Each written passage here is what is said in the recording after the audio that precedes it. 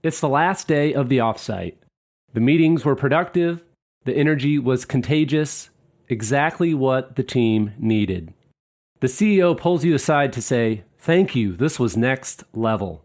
And you smile because it felt that way to you too. You found the secret to delegating the logistics so you could focus on shaping your team's experience. You used Offsite. They handled the venues, the negotiations, the logistics, and together you created an experience that will move your business forward. Sound too good to be true? It's actually within reach, and it can even save you money. See how at leaderassistant.com/offsite. Hey friends, thanks for tuning in to the Leader Assistant podcast. I'm excited to share another spotlight episode of my friend Diana Brandl's show, Executive Office Insights. Be sure to check out the show notes for more information about her show and today's featured guest. But in the meantime, enjoy this conversation and keep leading well.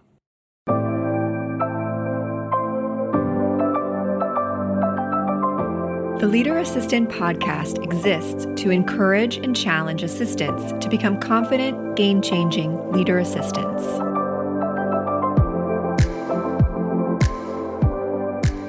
Thanks for tuning in. Check out the show notes for this episode at leaderassistant.com/375. Being a chief of staff at Microsoft, I've been able to support some very senior level executive and understand some of their pain points. And how can I step in and alleviate some of that pain, making sure that I fill a gap that they may not be able to fill, but also just be a really good trusted partner. The relationship that a chief of staff has with their executive is very different than the relationship a manager has with an employee. I know the secrets, and I don't necessarily want to know the secrets. I know, they can be quite a burden, right? I've got a wall right next to me and I've got it posted there. And as I make progress, I write on that piece of paper.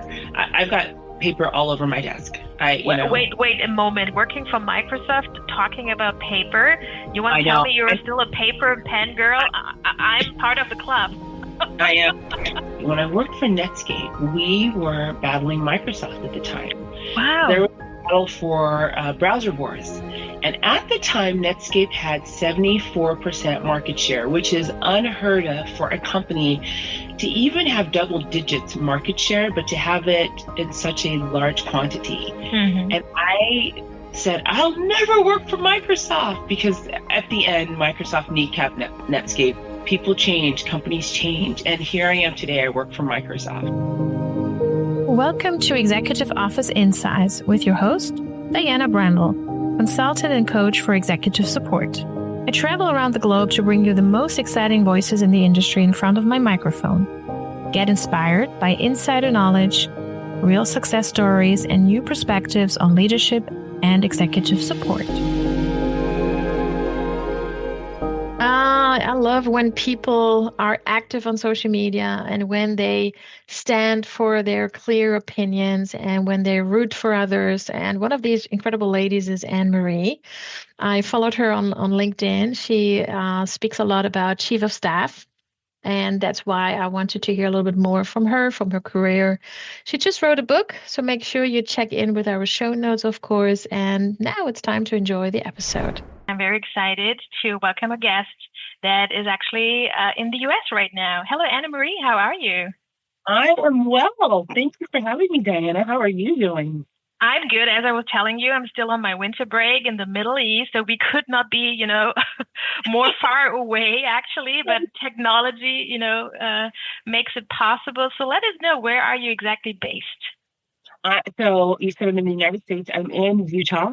Mm-hmm. So I'm in a city called Eagle Mountain, which is so far away from the city. And so I tease my husband because I don't leave the house, because when I leave the house, I got to do everything because I'm just far away from civilization. But we're in this nice little city and the kids laugh in the streets, which is something I wanted to be able to hear. So yeah, I'm in Utah, USA. Wonderful. Have you always been in that state? Is it your native state, or have you been moving around? So I was actually born in New York and I was raised in California. So it's kind of I live in Utah. My brother moved out here and I wanted to be close to him and his family. I am a beach girl. I'm a sun girl. So in the winter, I hibernate. I Ah, I stay in. My husband loves the snow, and we've been having really mild winters.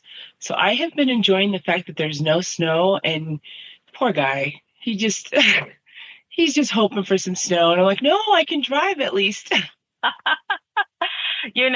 everyone knows that I'm not a big fan of snow, so I rather have my palm trees around for Christmas than going for skiing or something. I know probably lots of our viewers and listeners have a different opinion, but I'm a palm tree girl. Yes, you and I are in the same camp. Yes, and especially coming from Germany, tough winters, so you really want to escape. But it's funny that you mentioned New York because I'm going to be there in April, and April is the month for our profession. It's Administrative Professionals Month. So we are honoring all the wonderful people out there who work in the executive support field, and can't wait to dive into your career. You're going to tell us a little bit about this today in our episode. So why don't we start a little bit about your background? Who is Anne-Marie? Absolutely. So there's a lot about my background. So from a professional space, I've been a career program and project manager and stepped into the business manager, chief of staff area several years ago. But I've always loved just taking something and completing it. And I just felt like I had a natural aptitude for that. And so I have been able to work for several tech companies. I've worked in the healthcare industry, entertainment, and my job was, here, Anne-Marie, we need you to take care of this. And sometimes I would have a team that reported into me, and a lot of times they were just matrix people who I had to use my influence to get them to get the work done. And so from a professional perspective, that's who I am. From a personal perspective, I'm an older sister, I'm a daughter. My husband and I are in the middle of trying to adopt. And Wonderful. be a mother at some point. And so I've got, all of these things. I'm a dog owner, a cat lover. So the house is full, I can say, huh? Very full, very, very full. And we're trying to add some kids, so we want it even fuller. Amazing. And that's the perfect way starting a family. Was the dog first or the cat? The dog was first. So it's funny. The dog came first. Then the husband came. Oh. The husband loves cats. Oh. And I've always been a dog person. So it was the dog, the husband, the cat. Now we have dogs and cats. I'm just picturing the situation in the bedroom, like who's trying to find the best spot, or are you someone that is very strict with cuddling with animals in the bedroom? I'm guilty. I have to say, I'm guilty. So we have big dogs, and I love to cuddle with my dogs. And my husband will shoo them off the bed, but then the cat jumps on and cuddling with the cat, and I'm thinking, something's not right here. It's so funny. I love to hear these stories. And of course, wishing you all the best for the adoption process. I know it's a long process, so wonderful to see that you are walking this journey. So good luck with that. So was there a specific childhood dream you had back then in your mind? I mean, the traditional, I want to be a flight attendant, I want to be a nurse, I want to be a teacher. Was it something on your agenda, or were you heading a total different direction back then in your mind? So I think it's interesting because I thought about this. As a child, there's several things I wanted to be. I wanted to be a singer, and I dabbled just very little in it. I actually wanted to be president of the United States at one point because as a child, I felt politicians are just not very honest, and I'm an honest person. So I would be a fresh face in the sea of things that I wanted to change. There's so many things that I wanted to be growing up, but I didn't know. And I was very lucky that when I was taking some of the testing in high school, sometimes and I'm going to use the word pigeonhole specifically. Sometimes they'll pigeonhole people and say, you have the skills to be an accountant, or you have the skills to be this. Right. When I did my testing, it said, you can be whatever you want to be. You have skills in a lot of different areas, which I didn't realize how it just opened the door for me to just figure out what did I want to lean into and be. I did a small stint as an entrepreneur, And it was just to raise money. And I would knock on doors and tell people, here are the list of jobs I can do. I'm trying to raise some money. Let me know which one of these jobs would work out for you. And so as a child, I just thought, I don't have to do anything. I can do whatever I want to do. And then I happened to step into this more program type of world and just embrace. Wonderful. I love the fact that you mentioned I wanted to become a president and I wanted to become a singer. So if I ask you right now, what's on your Spotify playlist? What kind of music do you enjoy to listen to? Oh, so my playlist will have Rihanna. Sure. Just the other day, so my niece actually assists me with my business. She's my first employee, and so we have a wonderful together. And we were listening to Britney Spears. And I said, everybody loves Britney Spears. It doesn't matter. We all love her. Absolutely. We love good old Britney. Yep. Yeah. So I will have things that are pop. I have Taylor Swift, and the Taylor Swift is because of my niece. Mm-hmm. She is a Swiftie, and so that definitely influences what I listen to. I listen to music that just makes me feel good and puts a smile on my face. And so I'll have R&B, I'll have hip hop, I'll have country, and there's times where I just want to listen to music that's like meditative. Mm-hmm. And so I have there's an artist called Yurima, and his music is beautiful and soothing, and so I'll listen to that music. So it just depends on what my mood is. Yeah, that's the good choices we have on Spotify, right? Absolutely. Wonderful. So after, having the childhood dream in your head and then, of course, going through school and education. So how did it all start with your career? What was your first job? And why don't you lead us through a little bit to the function you're in right now? Absolutely. So my first job was with a company. So I'm going to date myself. A company called Netscape. Mm-hmm. And I worked for a wonderful woman who actually took me. I followed her to a couple of different career jobs where I worked at a startup and then definitely was in the tech space. But I started working at Netscape and loved the technology sector. Mm-hmm. And this was right when technology was just starting to grow some, And I have to tell you a funny story. When I worked for Netscape, we were battling Microsoft at the time. Wow. There was battle for browser wars.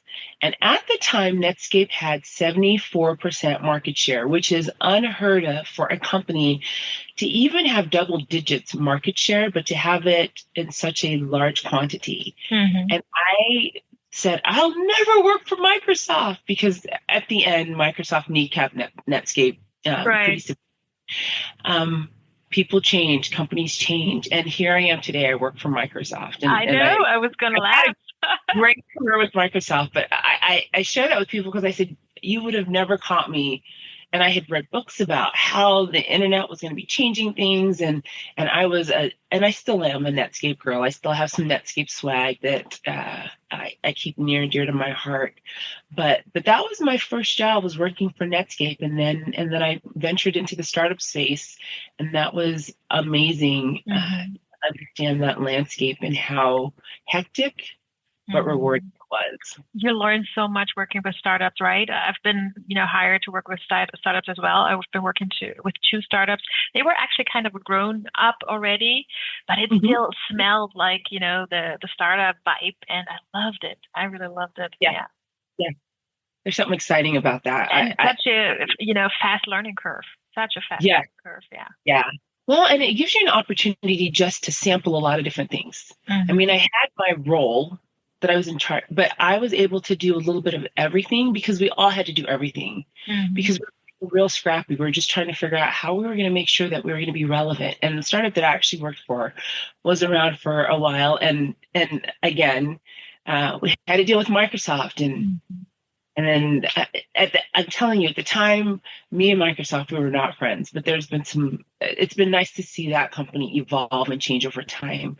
And let's be honest, I mean, Netscape, such a big name back then, right? Mm-hmm. Yeah. It was huge. It was, again, it had 74% market share when it came to the browsers. Wow. So you could not go online without knowing who Netscape was. That is so true. And what happened next? What was part of the journey then before, moving over to Apple and Microsoft? Absolutely. So I enjoyed working with the startup space. I went and I did a little stint in entertainment. Mm-hmm. So I worked for Disney. Lovely. That was amazing. And I actually relocated so I could live in California so I could work for them. I worked as part of their online internet team. And I share with folks that back in the day, we're all familiar with the movie Lilo and Stitch. Yes. So I was able to be part of when Lilo and Stitch was being thought of as a TV show. Mm-hmm. I was able to see some of the stills. Back then, Kim Possible was a thought in somebody's ear. And so I was able to be part of understanding when that was coming to fruition. Mm-hmm. So it was wonderful to work in the entertainment space and understand how they pulled things together and from one type of media to another type of media to make sure that they attracted the right audiences, but they maintained their audience. Mm-hmm. So loved working in the entertainment space. And then I moved and I worked for Apple. Were you headhunted or did you look out for a job over there? Was it something on your list that you said, hey, I want to work for the big A? So that's a great question. I actually had a friend who worked for Apple. Mm-hmm. And I was just curious because Apple was up and coming and he was having such a great time working for Apple. He says, you should just check it out and see what happens. And back then, being able to find jobs was a little bit easier. It wasn't 500 people applying for a position. It was more, maybe 20, 100 people. And so although you were still working really hard in the interview process to show up, there were better odds that somebody could actually see you, where today it feels almost impossible for people to get seen when they're looking for a position. Mm-hmm. But I applied for the position. I was the most qualified and was selected and loved it. Absolutely loved it. And this was when the online store was starting to also take a presence. And so our general manager was building a small team that has grown into a large team. And at the time, one of the initiatives I worked on was cross-border billing. Mm. And for us, cross-border billing, it was, if I wanted to send you something and you were in Germany, mm-hmm. I would package it up, send it to the mailbox, and then it would go through its customs, and then you could pick it up. But I had to mail it to you. The online community at the time did not have the capacity to do it from their own online store. And that's what we were creating. And so we actually enabled individuals to go on Apple Online and say, I want to send this to Diana in Germany, and I could actually send it to you from my seat instead of having to go to the post office and do all of that work. And then you would receive it in Germany. And it was interesting because when we launched the project, we were actually watching sales happen in our back. Was this actually successful? Wow. And so we enabled the ability for people to do some cross-border billing from whatever country they were in and send something to either their friends or clients or whatever. And so it was a fantastic initiative. Nice. And then again, another move. And is it by coincidence that you ended up in the tech business area, that you were and you are working with the big major companies out there? Or would you say, hey, I was ambitious, after Apple there needed to come a big name, of course, again, or was it a coincidence? I've always been very intentional about who I worked for. Mm-hmm. And there's the reason behind that is growing up, being a young Black girl, I always anticipated that it was going to be hard for me for a lot of whatever was going on in my life, just by the fact that I was a young Black woman. And so I wanted to make sure that my pedigree, the companies I worked for, were recognized. So if I was in a situation where it was extremely challenging, at least I could, espouse, look, I worked for these companies and they saw something in me. Mm-hmm. I am very qualified for the position. And so that's always been something that was very, very important to me, is who was I working for? Mm-hmm. And the name of that company was something that could help propel me into something else. And so after I worked for Apple and I'd been in the tech space for a while, I decided I want to take a little bit of a break. And so I worked for a healthcare organization for about 7 years. And I just wanted to see what was it like working for a nonprofit organization. What were the differences? And there were definite differences. Mm-hmm. This look and feel was different. the pace was definitely different. Oh, yeah, I can imagine. Do we even talk about the 9 to 5 here, or? I know. It was in the tech space, you can move so rapidly fast. Yeah. And you could move anywhere almost, and you were going so quickly.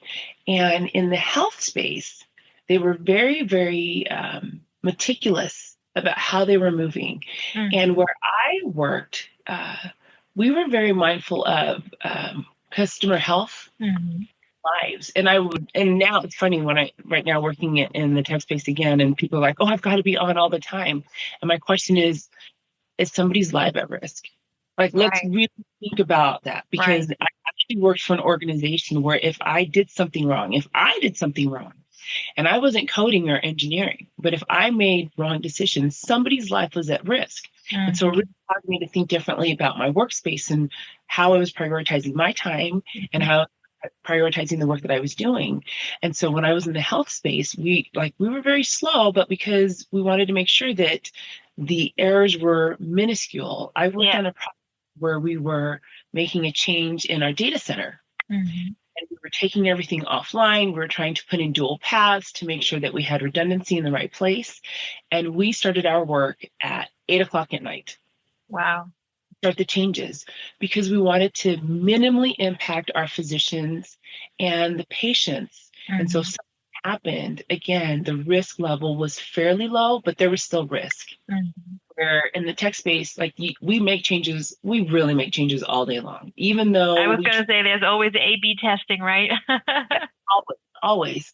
And so that was a great experience for me to work in a field where it caused me to reprioritize how I was thinking about work and what was important. And I love the fact, actually, if you're allowed to comment on this, that you did this on purpose. You did it on purpose. You wanted to discover a different industry, moving into a different role, and seeing a different kind of pace. So how did it, shift your mindset in general before, coming back to the tech industry? I think it made me, value time in a different way. It made me appreciate the time that I had with people that I wasn't working with. Mm-hmm. Because there was such this focus on lives. Every day I went into work and I was making choices, and I had to think about how was I impacting somebody's life, mm-hmm. or a group of people's life. And it wasn't ROI driven, mm-hmm. although there's an ROI component to the work that I was doing. Mm-hmm. But the focus was much more different. And when I went into work, and with this project that I told you about, where we were making a major shift to our data center, when that was done, there was a different sense of accomplishment with that project versus the ones I'd done in the past. Now, the ones I did in the past, they were amazing projects, like the one that I talked about with the cross-border billing, enabling people to do something that they weren't able to do. That is a fantastic thing to put in place for individuals. And I love being able to complete that project and working with the team. But the data center, again, there was an impact to life that was helping. Totally. And so it was just different, and it made my appreciation for the things that I was doing. There was a different level of sensitivity that I felt. Yeah. And I also want to add what you said before, when you're in such a, recruiting process, what are the most important factors you see here? I'm interested in this position because the manager I get to work with, because the company I get to work with, and the values behind, and the principles behind, and the ways of working behind, or the product, let's be honest as well. I remember when I was working for the C-suite at Sony, I was interested in the product. And so entertainment business, although I was working in the consumer product area. But of course, I wanted to see, Xbox, right? And gaming and everything else. So, and the newest laptops, back then, the Vario computers and everything. So I was interested in the product as well. So this was also part of my, approach towards this position. Would you agree on that? Yeah, I think when I first entered the working field, the working space, I was just excited.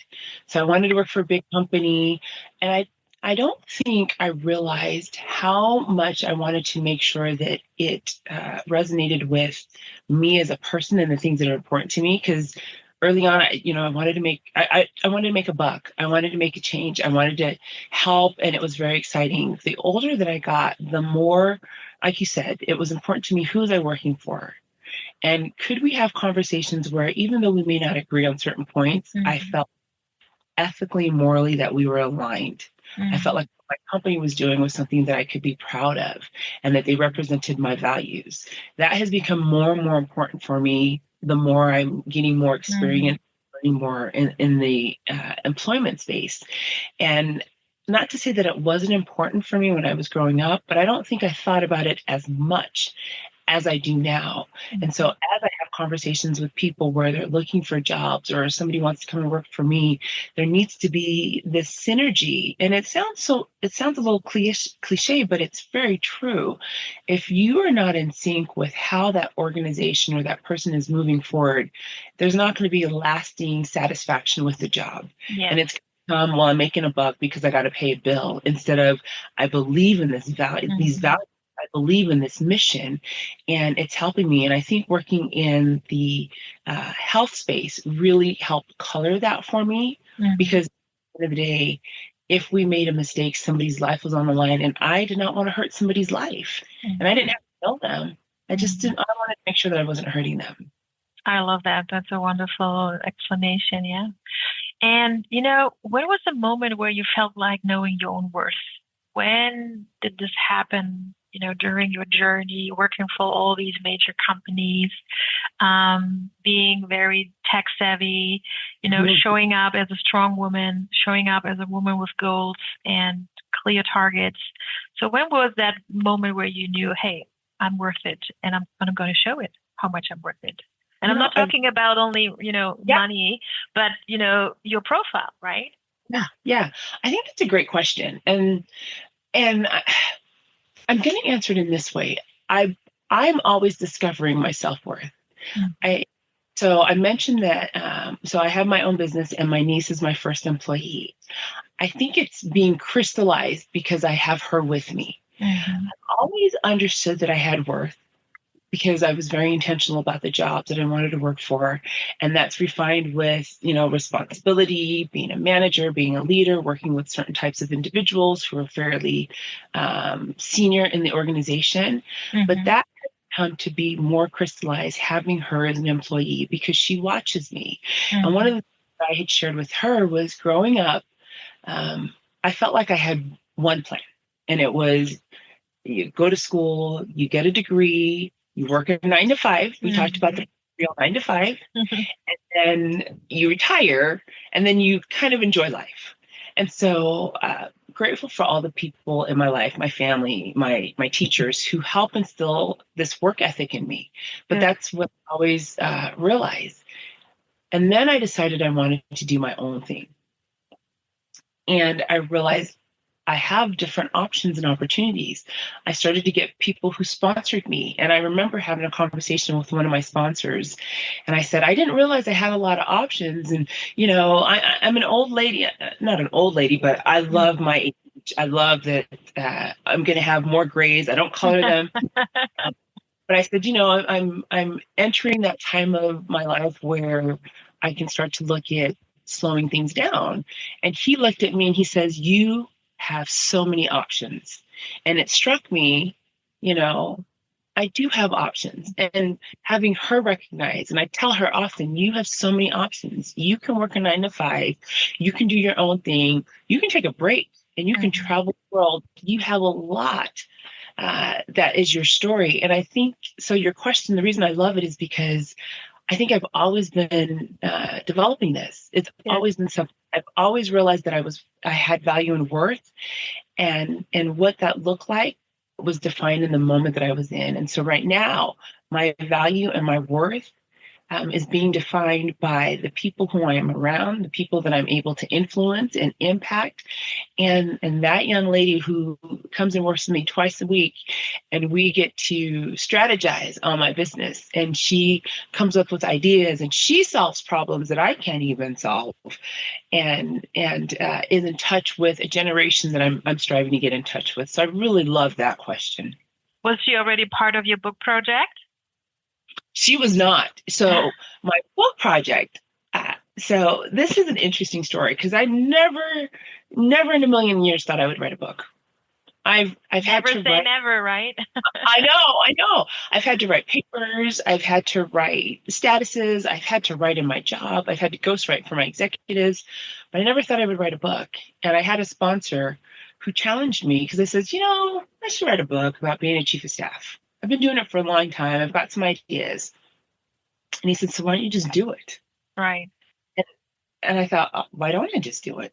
Let's see. The process was difficult, but I finished my first book, and I'm grateful for the positive responses that I've received from that book. And I'm a bit of a trilogy nerd. And so I plan on writing 2 more books. And I already know. Wow. I've created the framework for the second one. And so probably this summer, I'll start to really put some work behind that one. Wow, that's amazing. I know my friend. Any little teaser you might want to share with us, or is it too early? I can share a teaser. This next book is about outcomes and impacts for a chief of staff. Very good. And the teaser is I do it in 3 acts. I love it. So, but, to the folks that are listening and watching us, make sure you check out the show notes, because obviously we have linked the wonderful book that came out last year, the first wonderful book from Anne-Marie, and we just heard there's going to be more. So I can only tell you, wishing you all the best of luck. And isn't it wonderful to have these incredible sponsors and mentors and sounding boards around us that keeps pushing us, that believe in us sometimes faster when it comes to projects like this one, faster than we believe in such a project. And it's wonderful that you have that circle. Yeah. I feel very lucky, and I keep getting more. The more my network grows, the more I find somebody who is in my camp, and they're trying to help me just move myself along and see what I might not see for myself, and help me attain the things that I may not be so accessible to being able to attain. Amazing. So obviously you wrote a book about chief of staff. So tell us about your role working at Microsoft. So let's dive in. Absolutely. And so it's interesting. The chief of staff, this person, so as I entered the role of being a chief of staff, I wasn't sure exactly what was it. And like I said, my background is in program and project management. Unbeknownst to me, I already had a lot of the skills that it took to be a successful chief of staff, because really what you're doing is you're partnering with, as a chief of staff, an executive, and understanding what their vision, their strategy is, and then you help them implement it. Like, that's the simplest way of describing what a chief of staff does. Now, it is not a simple role at all. It is very, very complex, because you are not only building relationships, you are cultivating and maintaining those relationships, sometimes at the request of your executive, understanding what are the things that need to happen so they have a good partnership, and so that vision is executed against. And so being a chief of staff at Microsoft, I get to partner with these extremely smart individuals, this leadership body that I work with. Coincidentally, next week we're having a leadership exercise with my current leadership team, and I partner with my HR person, and we're going through an exercise to talk about branding, to talk about change, to talk about how do you coach through challenges, topics that we're all very, very familiar with, but they always need a refresh. You never hit a point where you know everything. You've always got to be constantly developing, learning, and growing yourself. And so the opportunity to develop with and provide a development opportunity where we're all growing and learning is amazing. And so being a chief of staff at Microsoft, I've been able to support some very senior level executive and understand some of their pain points, and how can I step in and alleviate some of that pain, making sure that I fill a gap that they may not be able to fill, but also just be a really good trusted partner. the relationship that a chief of staff has with their executive is very different than the relationship a manager has with an employee. Mm-hmm. Absolutely. It's a lot more connected. I know the secrets, and I don't necessarily want to know the secrets. I know. They can be quite a burden, right? They are, but I know the secrets, and that person, they have a person they can talk to. I had an executive, and she would confide so much in me, and it wasn't girl talk. It was, we were talking about the business, and there were things that we could not share with even her leadership body, and I was the only one that was privy to some of this information. Mm-hmm. And we would whiteboard, and then if we needed to talk to HR about options or whatever was going on, that was the only other person that was in that circle. Mm-hmm. And so being a chief of staff in a tech space, again, you're moving very, very fast. Mm-hmm. Things are happening so quickly, but you also have to be adept at understanding the landscape and being able to be in that landscape. If you could give a different title to the chief of staff, what would be a title that you would enjoy? You mentioned the trusted partner before. Is there anything else that comes to your mind? Oh, the chief of staff. So in terms of titles, they're director of strategy, director of business management, senior executive with the principle that they're working on. When I think about the types of roles that they fill, this is what you mentioned, like they're a liaison, they're confidant, they're a proxy for that person, and those are some of the roles. The proxy, I love that one. Yeah. That I would say is a chief of staff also. Yes. And maybe we can also bring some clarity here, because obviously a lot of, highly strategic and senior level assistants are looking into, upskilling into the role of a chief of staff. You have never been an EA in your career, so you came from a totally different direction. What are your thoughts on this new trend we see out there that, it's for sure not a pathway for everyone, but anything you want to comment on this? So I have seen this so much. And I always, when I've been asked this question, I always love to preface it with, anybody can do anything so long as they have access to resources, they have a network, and they have the opportunity to develop and train and grow into that. And when I think about a lot of these very skilled executive assistants, and I think we need to look at what are the roles, what are the things being done in that vein. And if that person is operating in the capacity of a chief of staff, they should not be called an executive assistant. They should just be called a chief of staff. And make sure that the roles and the responsibilities align with the title. Sometimes when I look online and I see the different job functions, there's a muddying of the two. And I think we do a disservice to both of the roles, because now we've confused them. Sadly, yes. And we are confusing HR, departments and managers as well, sadly to say. So Absolutely. There needs to be really a clear guidance here. And I know a lot of people talk about this topic. I can only tell you here from a German perspective, we have an official certification to become a chief of staff. This is in collaboration with a university. So you see the high level here. All the modules are approved by the university. They are highly involved in the way the trainers are picked and the program is designed.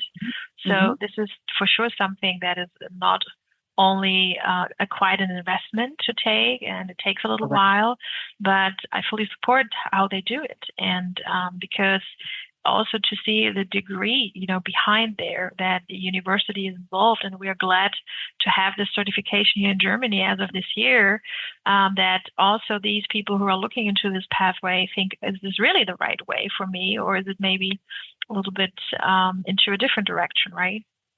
Right. No, I have an interesting story about that, because, and I really appreciate that you said that.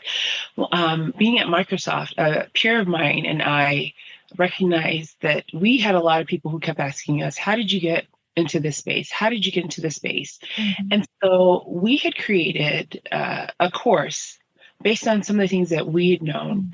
And we had executive assistants, we had existing chief of staff, product managers, and we took them through a cohort with what we thought was relevant for them to understand what it took to be chief of staff. Very good. Subsequently, I mentioned that I have my own business where I've created a chief of staff academy. I'm working with an agency that's working to certify the materials that I've created. And the program is 6 months long. It has 3 modules. It goes through 15 lessons. And we talk about core competencies. So agnostic of industry, there are things that every chief of staff needs to understand. An example would be workforce management. We all are going to deal with things that have to do with reduction in workforce, increase and scaling of workforce, changes, reorganization. How do you handle that? How do you make sure that you maintain a level of confidentiality? How do you make sure that you've created the right communication plan? And so I really appreciate that you brought that up, because for me personally, I was like, there needs to be something that helps them understand what are some of the things that I just need to know if I'm an aspiring chief of staff or I'm an existing chief of staff and I really want to bulk up on my development. And that's why I actually have the Chief of Staff Academy, because it takes you through some of the core competencies that I've been able to glean over years of experience and the partnerships that I've had, so people can be successful if they step into this role or if they're in that role and they want to just be better. I love that. And it sounds so well prepared, these steps and the way you're placing it. So, and this is exactly what the people want, and they want to hear from people that have been in this profession. They know exactly what they're talking about, although you would also agree that every chief of staff role is different because every executive is different. So the funny thing is, what I found about your role as well is that you are 100% remote. So tell us a little bit how this happened and what kind of agreements and non-negotiables you have with your manager to perform this role 100% remote. Absolutely. So traditionally, I've always been a hybrid employee. So regardless of the organizations that I've worked for, I always had an aspect where I worked from home a few days a week, and then I was in the office. Obviously, post-pandemic, that impacted a lot of businesses, and they changed their approach, and they opened up the opportunity for people to be remote. But I've traditionally always been a remote employee, and especially with this role, and working for organizations where we were spread across the globe, being able to interact with people who were not in the same space was normal. It was very, very typical. And so that wasn't a hard stretch for me. Talking to my managers, one of my negotiables that was on the table was, I do want to be able to come into the office and have some very intentional meetups with people. So it wasn't something where I travel every month for a week or whatever. And for some folks that might work. But I wanted to make sure that there was an opportunity for me to have some face time, because a chief of staff, I love to say that we are the heart of the organization. We're the folks that people feel comfortable talking to, if they're not comfortable talking to their executives for whatever reason. And so having that face time and being in a room with somebody was very important. And so I do have the opportunity to travel to our different offices and spend time with our employees. Just last month, I spent a week in India. When I was able to 3 different states, and fell in love with my peers in the India office. Absolutely adored them. And knowing that I'm not... Did you go to Mumbai or which part of India? I was in Hyderabad, and Noida, and Bangalore. Nice. Wow. What a trip. And I can only imagine how amazing the food was, right? Oh my gosh.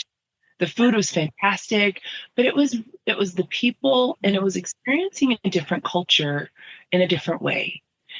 Which was fascinating, and I felt very privileged to be able to experience it first person.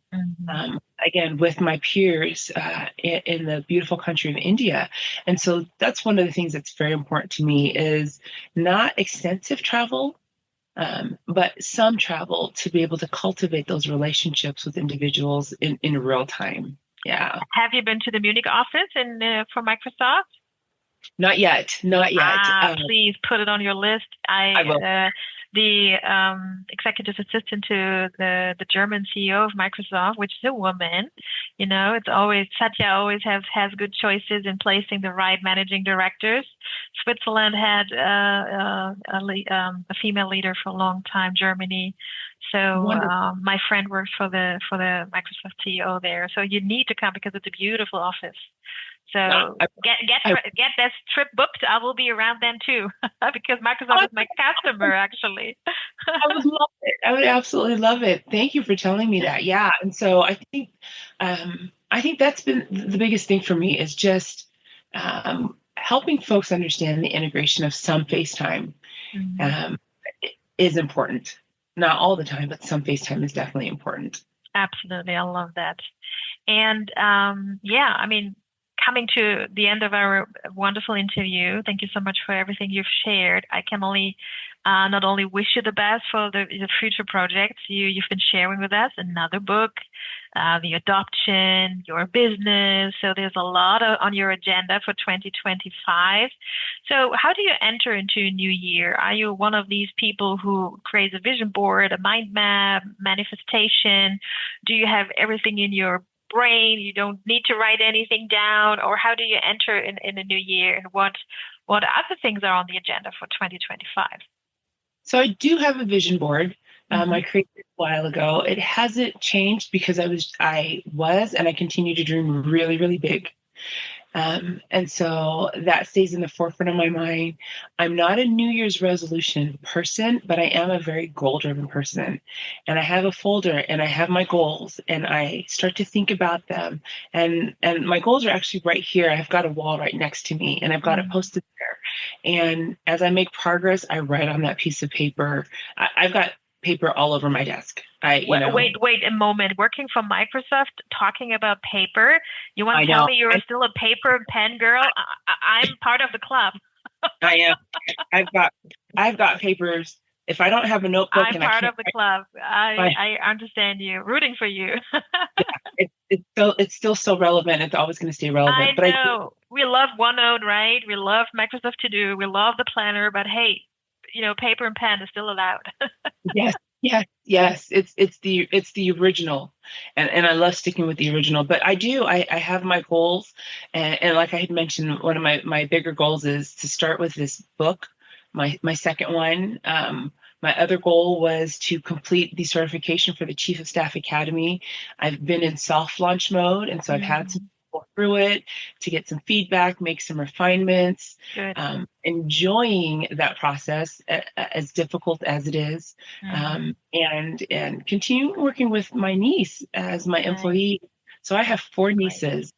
The one who works for me is the second oldest. The third one, who's going to be 14, asked me the other day, "So can I come work for you?" And so my goal moving into the future is to create a business that's so sustainable that my whole family can come and work for me. Yeah, start a family business. I love that.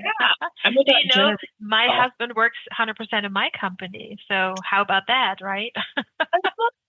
I love that. I know. I mean, he had his career. He's 10 years older. And so he was a VP and, originally an engineer, but always working out there. And since we started our digital nomad life 3 years ago, it was just time for him to leave the corporate world. And since he's the biggest fan and supporter, he is my chief of staff and my CFO in one role.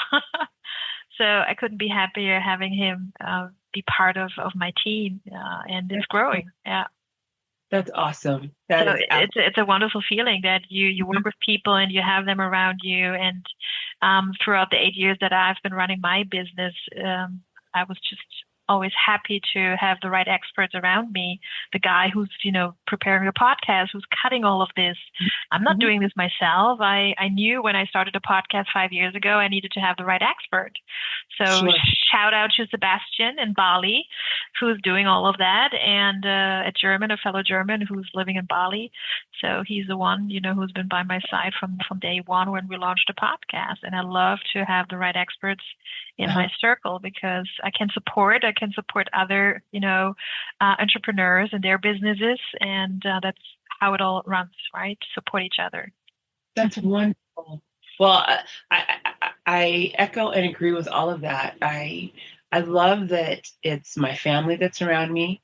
I was in a conference last week, and my husband was with me, and we were talking to different potential clients, and he is darling. He understands what I do, and he'll say, "Well, I don't quite get it."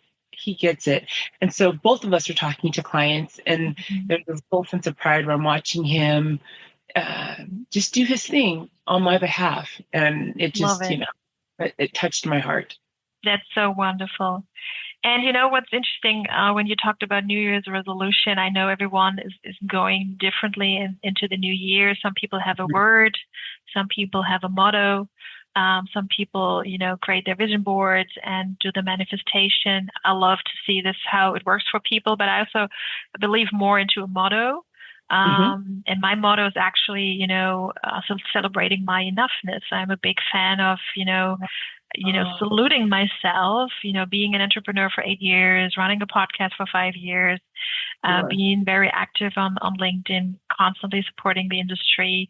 And yes, I'm proud of everything that I have become. So enoughness is really part of my 2025. And my coach keeps reminding me on this, celebrate your successes and, slow down a bit and just enjoy the time. That's why I'm on a 2-month winter break. Never done this before, but I learned to slow down, and it's just incredible. I can only recommend it because, once you become an entrepreneur, it's all about speed and activity and presence.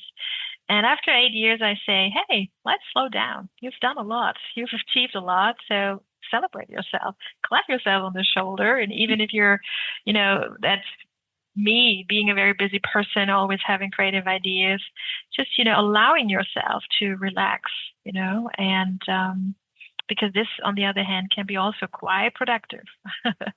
Sure. Awesome. That's amazing. I love that. Celebrate my. Yes. So please keep us updated on the book plans and the business plans. And you just need to come back again, tell us what happened. I would love it. This was a delight. I love talking to brilliant people. I love talking to brilliant women. This was an absolute delight. Thank you for having me on your show, for letting me talk a little bit about me, my business, and the things that go on behind the business scene. I love talking about my family. I feel very lucky that I'm close to my family and a lot of them around. Not everybody has that privilege to be around their family. And so I feel like I'm a very lucky and blessed individual for that. So thank you. This was wonderful. My pleasure. And please say hello to all the dogs and cats and husbands and nieces. I hope they get to hear this episode as well. So if not, please say hello to everyone. And thank you so much for being here and coming over to share your story. What a privilege for us. This was so much fun talking to Anne-Marie. Hopefully we get to meet in person one day. I'm heading over to New York, but I won't make it to her part of the country. So hopefully it's going to work out at another time. But in the meantime, connect with her, get her book, and get inspired. That was Executive Office Insights, the podcast for everyone shaping the future of the modern office. I hope you found valuable insights and inspiration for your own journey. If you enjoyed this episode, I would truly appreciate a 5-star rating on your favorite podcast platform. Not only does it support me, but it also helps others discover the podcast and benefit from these exciting conversations. Don't forget to subscribe so you never miss an episode, and feel free to share it with anyone interested in executive support, leadership, and modern office management. Thank you for tuning in, and see you in the next episode of Executive Office Insights.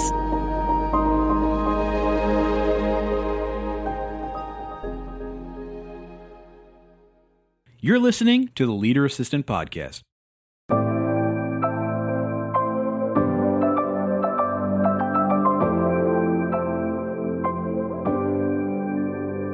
Please review on Apple Podcasts.